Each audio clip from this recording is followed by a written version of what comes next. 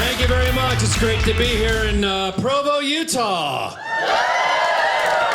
I live in Los Angeles, which is almost exactly the same. I didn't grow up in LA. I grew up in Ohio, Cleveland, Ohio. Somebody? Anybody? I come from a big family there. I'm the youngest of 11. 11 kids. My mom never had a period. That's a true story. She pretty much just had people.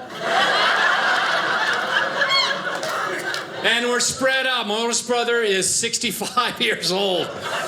Those some sweet, sweet hand-me-downs right there. I was wearing bell-bottoms in 1985. Yeah, they're hip now. Back then, I was getting my butt kicked by 8 guys in parachute pants.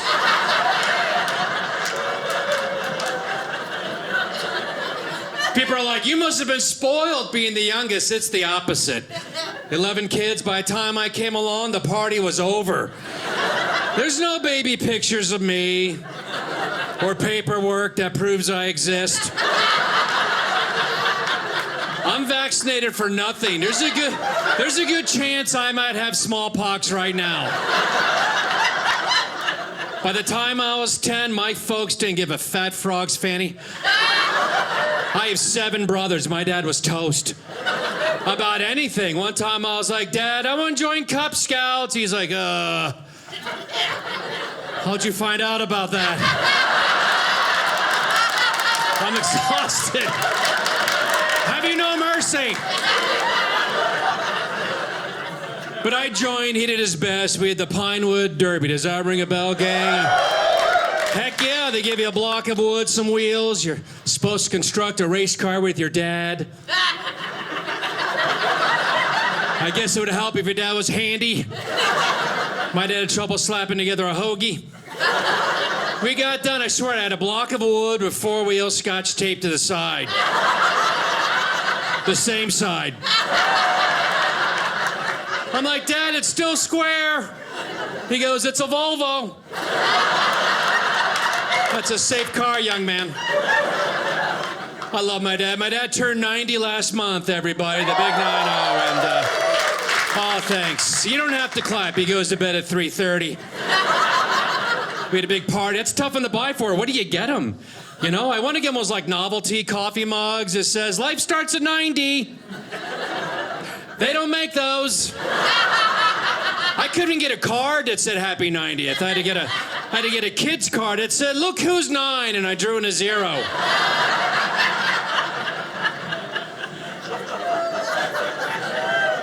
My wife's like, you'll probably live longer than that. I'm like, geez, I hope not. I have not been saving money for that at all. The day I retire, I'm just gonna fill my shorts with chum and swim into the ocean. Adios. I paid the pool boy.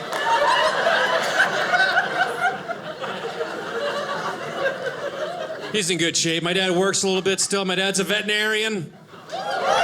Thank you. That's an animal doctor, sir. You glazed over on me there. He's like, oh, he was in the Army?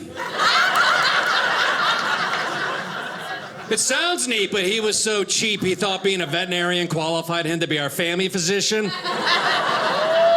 What a nightmare that was. One time I was little, I cut my foot on some glass. He refused to take me to the people doctor.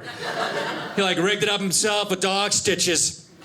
Then I had to walk to school with one of them Biggie cones around my head. It started to rain. I panicked because the cone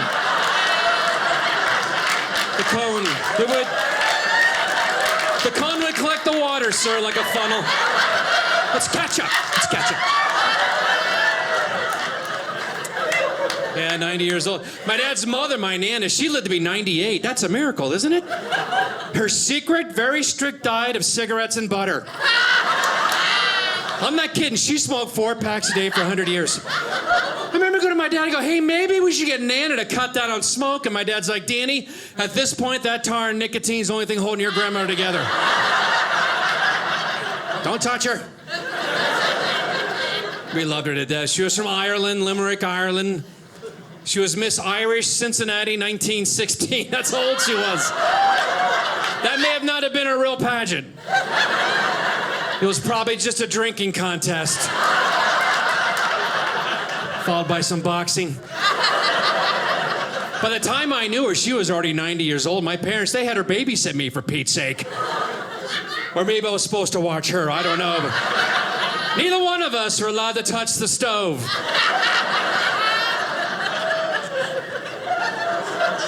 And she had the worst advice. She'd be like, Danny, there's no point in brushing your teeth before you go to bed. You're not going to see anybody you know. Oh, really?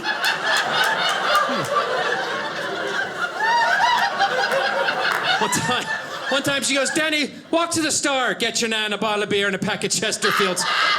I'm like, I'm 10. She goes, oh, I'll write you a note. And she did, and they gave it to me.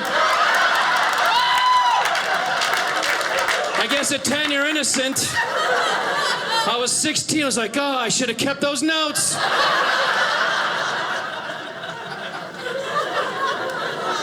I say Cleveland, Ohio. I'm really from Bath Township, Bath, Ohio. I don't know if you heard of Bath. Some famous people have lived there. LeBron James, basketball player. Tore down about 25 houses, built his own. Jeffrey Dahmer, serial killer, Bath, Ohio, everybody. Woohoo! That woke you up, Tiger. Do you know who Jeffrey Dahmer was? Serial killer. Neighbor. Trick or treat.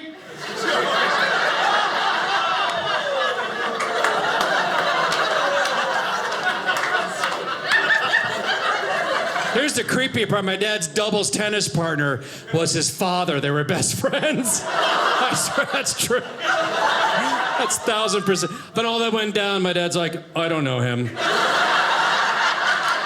I mean, that's got to be awkward. You're warming up for tennis, you're stretching out. He's like, hey, Jerry, how's Dan? Oh, he's great. Hey, how's your boy Jeffrey? Well, we're disappointed. He's eating people again. What are we gonna do with these kids?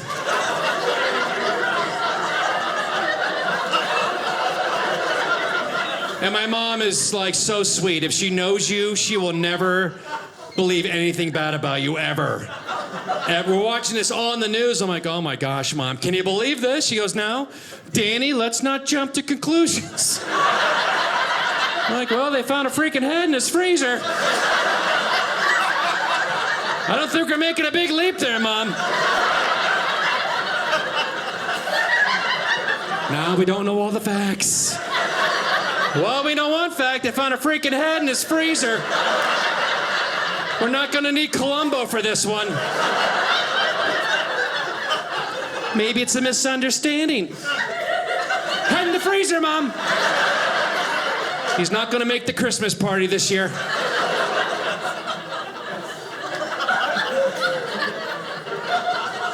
You, how old are you? 17, what's that, 4th grade?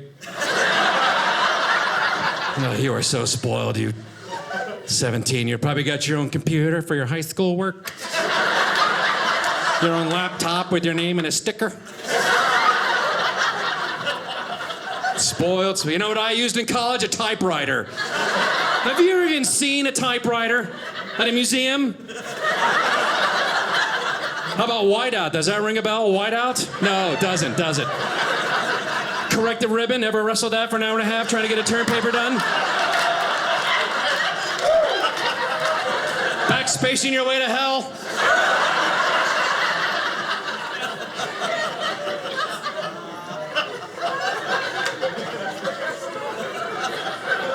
I'm so close to choking you. You have no idea. You have no idea how close I am to coming down there and choking you.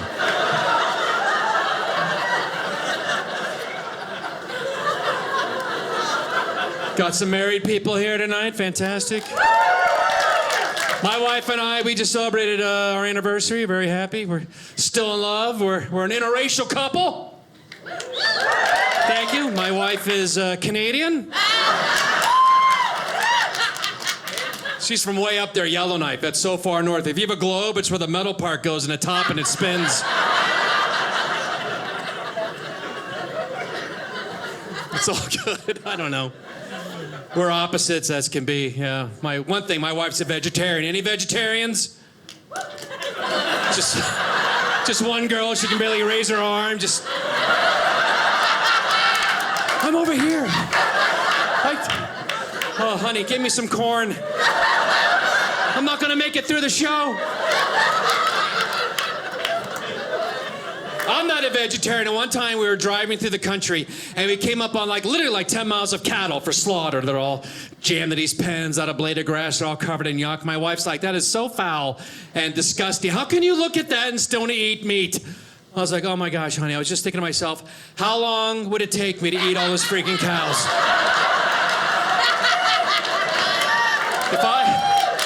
If I just had a grill and a chainsaw, how many days?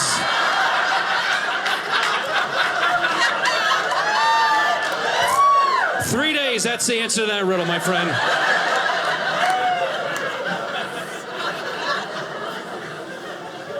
We've been married long enough, our wedding presents are starting to wear out. That's good. You get weird stuff when you get married, don't you? I don't know. We got this one thing. It's like a wood base with a wood arm that comes up and down. There's a brass hook on the end. You hang bananas on it. It's called a banana hanger. Thank goodness we got that. Because I'll tell you, putting the bananas on the kitchen counter was just a pain in the bum. For years, I'm thinking there has to be a better way to store my ever-loving bananas. If only I had a device that could simulate the banana in its natural environment. Now we're trapped into buying bananas for the rest of our lives. I'm at the supermarket with my wife. I'm like, hey, we better get some bananas for the thing. Don't want people coming over looking all confused, looking at an old banana hangy doohickey. Dan, what's this, a key holder? What? No, it's a banana hanger. Get your filthy keys off my fruit swing.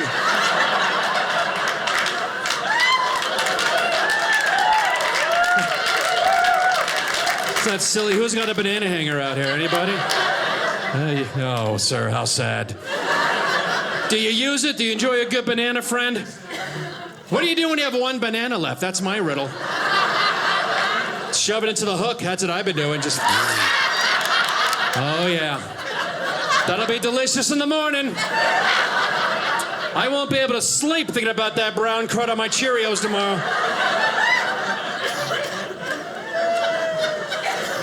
That wasn't even our worst gift. One of my aunts sent us a spoon. It's pretty awesome. It was like 5 feet long. It was made of wood. Have you seen these? I guess for decoration. I thought it was an oar. I was psyched. I'm waiting for the canoe. I'm practicing on the sofa. Then you got to write thank you cards for this. How do you do that for a gift like this without sounding sarcastic? Yeah, dear Aunt Gladys, thanks for the giant spoon. Boy, will that come in handy when I'm really freaking hungry. When I can't get the food in my mouth quick enough, I'll reach for your ginormous spoon. Thanks. Do you have a receipt?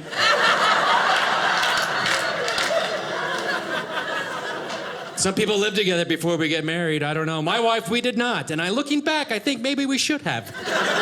Because when you go in cold, you find out stuff that was hidden from you while you were married. My wife's pretty messy. Breathtakingly messy. I'm like, look, this isn't a big deal. We'll get a maid. All right, we'll just get a maid. That's a good compromise. She goes, no, I don't want a maid. I don't want a stranger in my house. I go, that's funny, because sometimes when I come home, it looks like there's been several strangers in the house. Looking for microfilm or something.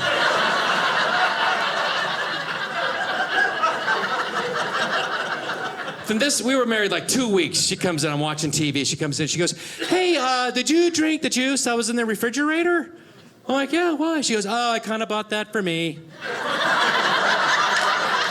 What are we, dorm mates all of a sudden?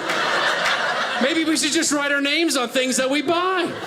That sounds like a great idea. I'll write my name on things that I've bought, like the house and the freaking refrigerator. And you can write your names on things that you've bought, like juice and tampons.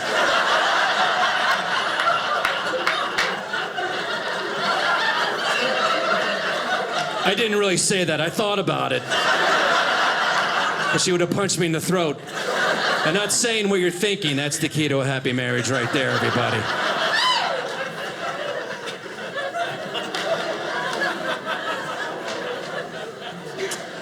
I like being married.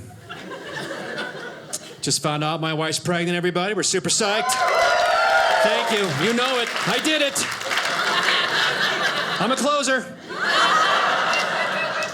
We had the first ultrasound a little bit further along than we thought. She's 8.5 months. Holy Pete, we misread those signs. Every morning she's puking. I'm like, honey, lay off the hooch.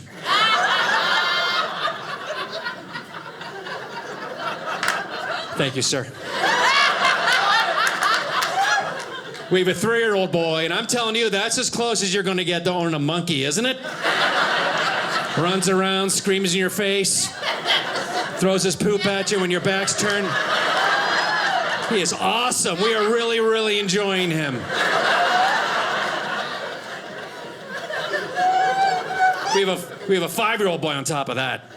Yeah, we're busy. She's busy. I'm in Provo, Utah. Woo! She's good. I'm 9 years older than her, actually, so she's good. I'll be like 64 when this kid graduates high school. I don't know what I'm doing. I'm having my own grandchildren. That's what I'm doing. Mommy, who's that old man on the couch? That's your father. Don't touch him. Leave his machine alone.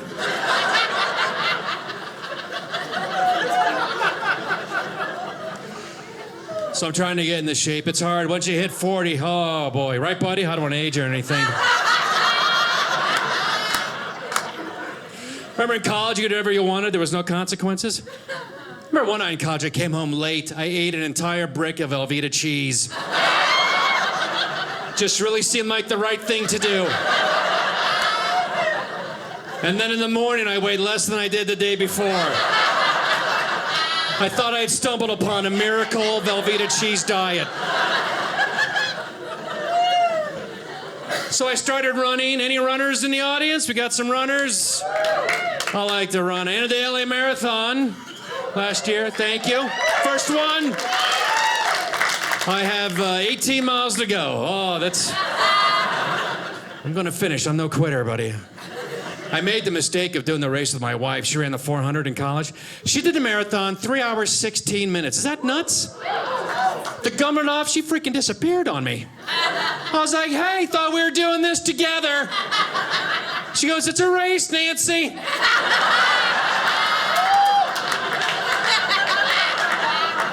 She literally went home, changed her clothes, and came back and picked me up in the car. She's like, get in, they're reopening the roads.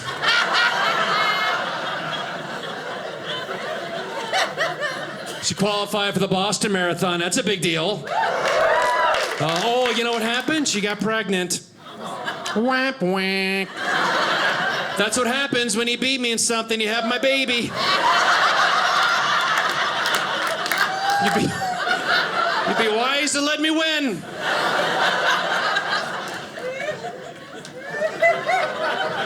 I did okay, 4 hours. That's not bad, is it? I'm getting up there. Halfway through, I had to go to the bathroom and something fierce. And this guy running next to me, he's like one of those big shot runners, weighs like 9 pounds, runs in his socks. He goes to me, you know, true marathoners relieve themselves as they're running. I'm like, yeah, I don't possess that level of dedication. And could you please run behind me?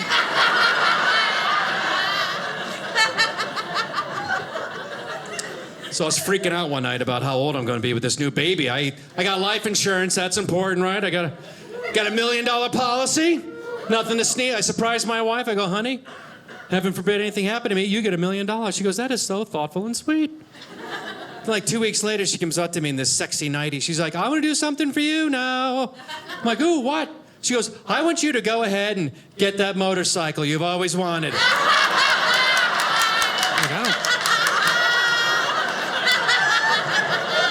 I don't remember wanting a motorcycle. Well, you're getting one. And we're going to start smoking tomorrow.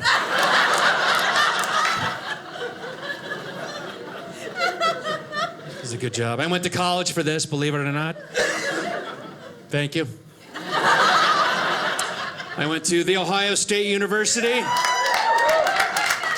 Looks like it's just the three of us. I love college football. You guys like college football like I do? I love it.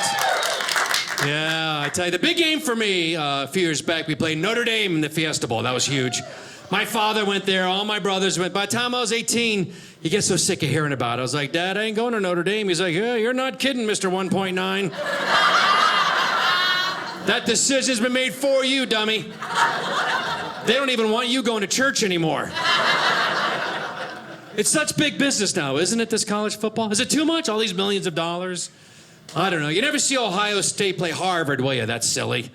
Harvard, you got the school football game might break out some weekend. Ohio State, you got football. Somebody might take a class every now and then. If they ever played, the play-by-play be something like, and Harvard's quarterback is dropped behind the line again for loss of 40. Harvard's man there, of course, is Chad Elmhurst III. Chad is an academic All-American at Harvard, majoring in physics with a minor in mathematics. And Bob, they tell me he's actually graduating a year early. Well, he's not going anywhere right now because he was flattened by Big Moose McCauley. Moose is a sixth-year redshirt freshman. Majored in scuba diving. He drives a Lexus. I don't know how he affords that with his summer landscaping job.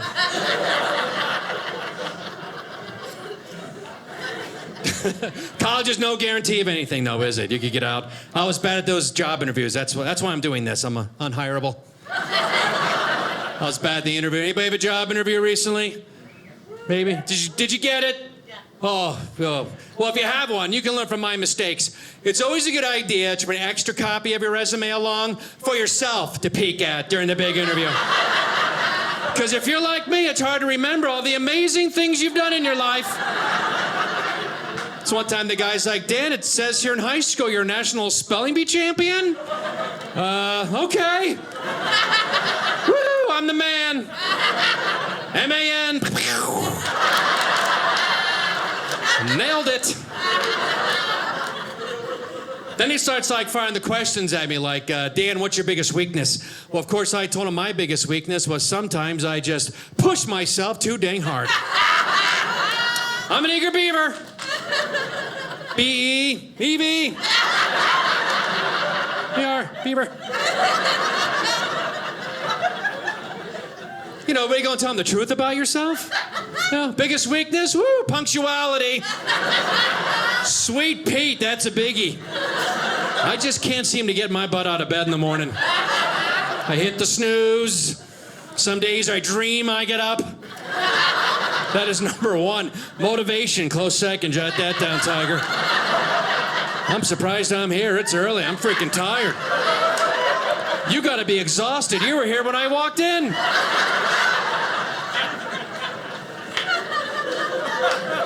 Then he goes, Dan, where do you see yourself in 5 years? Well, sir, God willing, I'll be laid up at home with some work-related injury. Living up to workers' comp.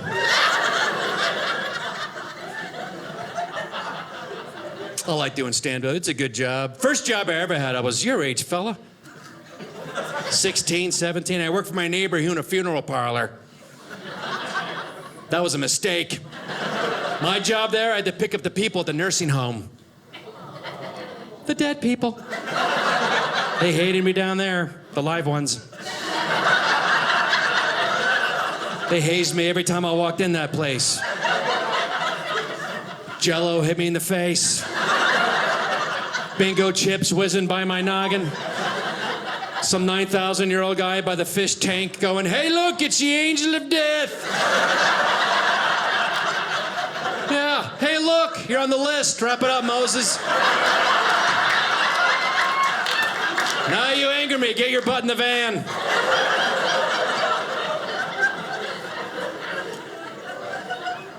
You guys have been fun. I have a sister who lives in Detroit, Michigan. We're trying to raise money to get her out.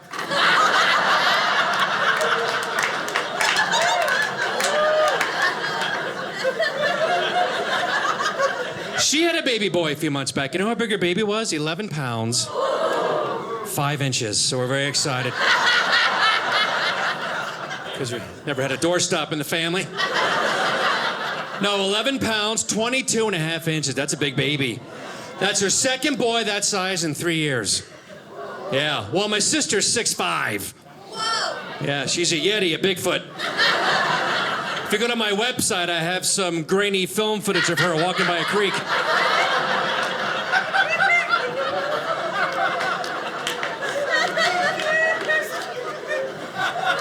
My brother-in-law's 6'8". They got these jumbo kids. I kind of get the feeling if I go to their house for dinner, I'll be the one eating at the card table.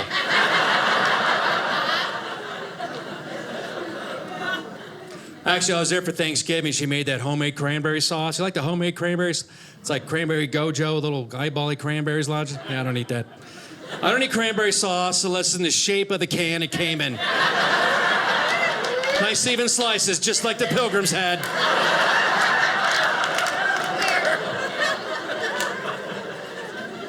So I was working in Detroit a couple months ago. My brother-in-law was on a business trip. My sister wasn't feeling good. I'm a good brother. I helped out. I babysat the 4-year-old for the day. And he was good all day until it was like time to go to bed. You know, they throw the fuss. I try to make it sound exciting. I'm like, hey, buddy, 9 o'clock, time for night-night, buckaroo. He goes, oh, no, you don't seem to understand. I don't go to bed till I watch a movie.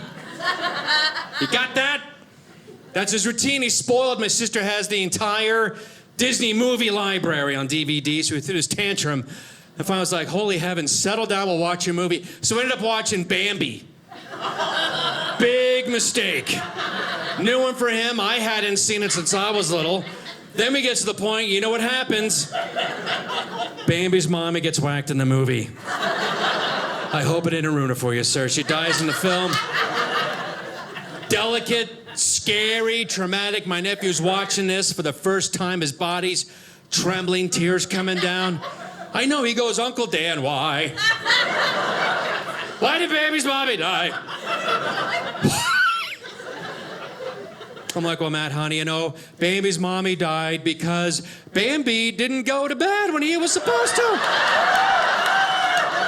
Does that sound like someone we might know? Yeah, it worked. He's still in bed. That's it for me. Thank you very much, everybody. Oh, hello.